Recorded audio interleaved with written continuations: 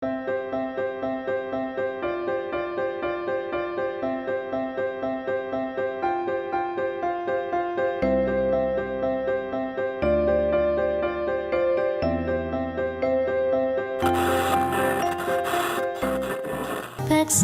Capital.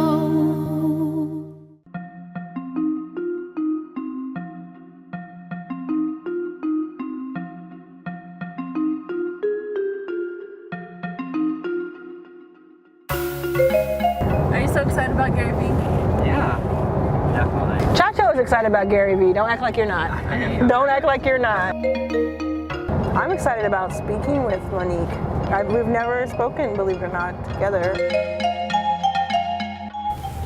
Boom! Boom!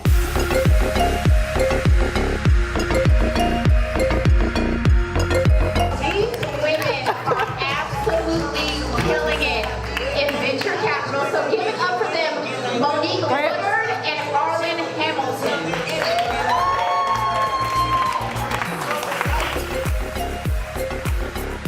So Monique, I'm going to start with you, and I just want to know, give us a little bit of your background and just tell us how you got to where you are. So actually, once you hear the story, you'll realize that we have really similar backgrounds.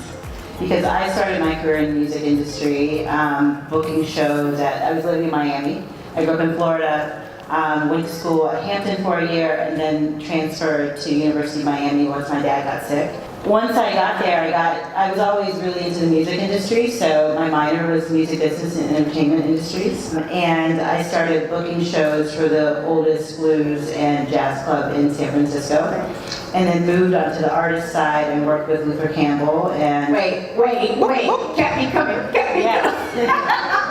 I love it. But at the same time, I had always been incredibly into technology. And started just building things and figuring out how to make those things make money. And then a company in San Francisco knew me and knew what I was doing, and they wanted to talk about having me come out and build something. I came out and talked to them for a day. They made me a job offer on the way back, and then I moved in the next 30 days. Give it up for that, you guys. You are a founder that I would want to invest in, that type of story. You know, I think mine was more, I didn't go to college, spent a lot of time in the principal's office for disrupting. Now I get paid for that. So I grew up in Dallas, and I did a few things. I started a music magazine in my 20s, and then I did a lot of like indie touring with musicians. I started a blog called Your Daily Lesbian Moment, and then I decided to get into touring. I wanted to go to the arena level. The first gig was with CeeLo before he lost his mind.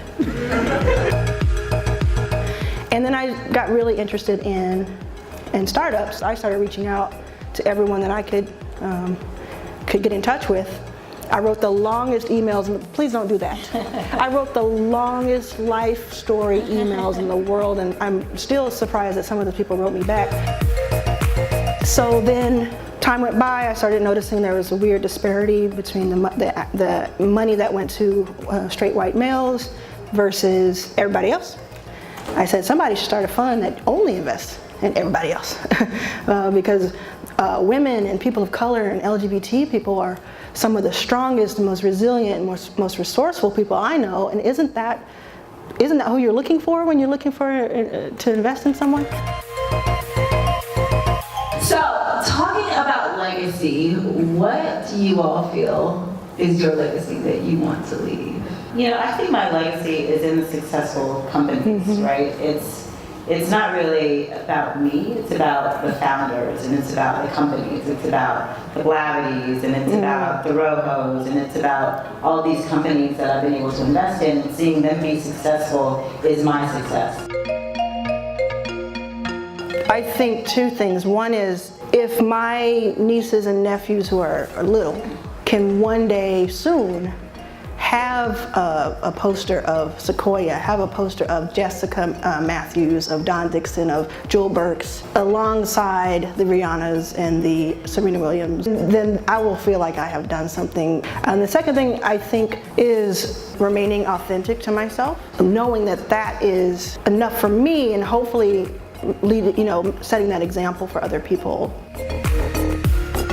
Also self-care, I try to do that hashtag self-care. Huge. Yes, Please take care of yourself, but you can't get to the level that you want to get to if you are running on 50%. You just can't. Anyone who is a white, straight male listening, Monique and I can't do this alone. There is a lot of impressive, innovative, magical stuff going on with people that you may not be in your network. Right. We can tell you where to find them.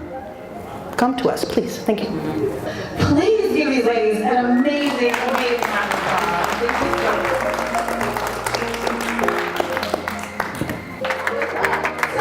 Without further ado, welcome to the stage, Gary Vaynerchuk.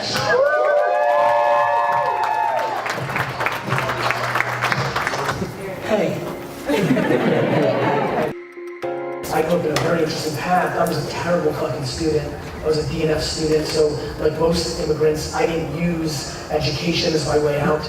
I was just a kid that sold shit, right?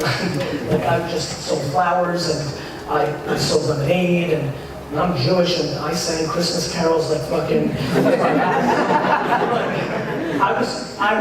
What I did, and really what I would like to leave you here with, like I know the real answer, because I've seen it in so many people's eyes, it's self-awareness.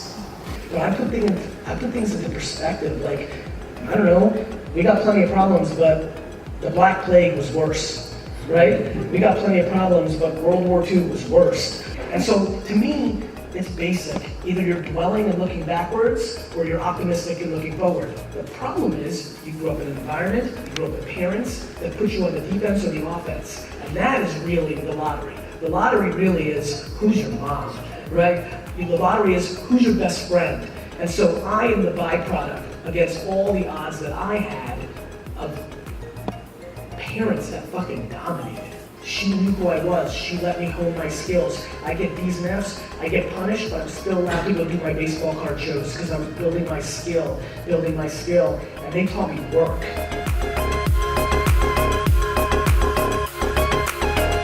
Hey, how you doing? Such a pleasure. It's great to see you. Yeah. So fun. Yeah, it was a lot of fun. It was awesome. How have you been? I've been good. What's been going on? You know, just investing in 64 companies. I was listening. Yeah, no, just, you know, kind of figuring out how to handle all the attention while building the company. I get it. Yeah. I always tell my friends when they start going through this stuff, it's like, just don't get high on your own supply. Right. You know? Yeah. When you're a beacon, even a micro beacon, you need to be thoughtful about it, but you should also not, don't deploy fake humility. Just speak your truth. Be authentic. We're documenting my journey here. I called Diane D-Rock. I love it. We need it.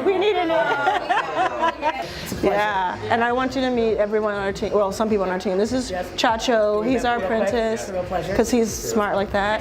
Christy is my investment partner. Yeah, it's nice to meet you. Diane's videographer and special ops.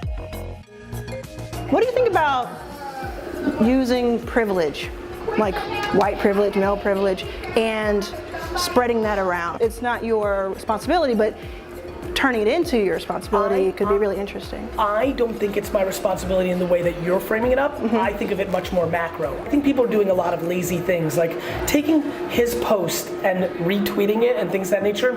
There's so much noise in the system. So to me, there's only two ways to support, high and low. Low to me is money, actually, believe it or not.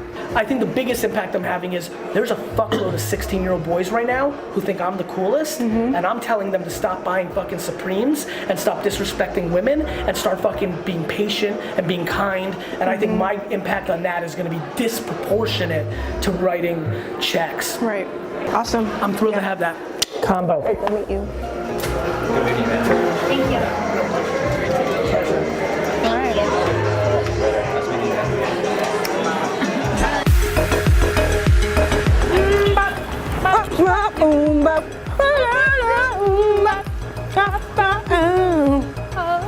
Then they're gonna honk at us. I gotta get into my mode.